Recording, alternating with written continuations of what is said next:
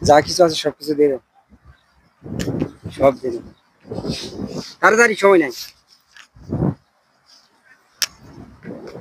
আর কিছু আছে নি?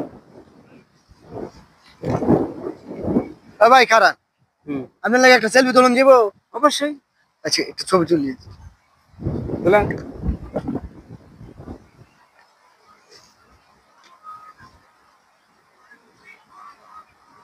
ভাই এই থানাটা জানি কই? এই তো সামনে। এই সামনে।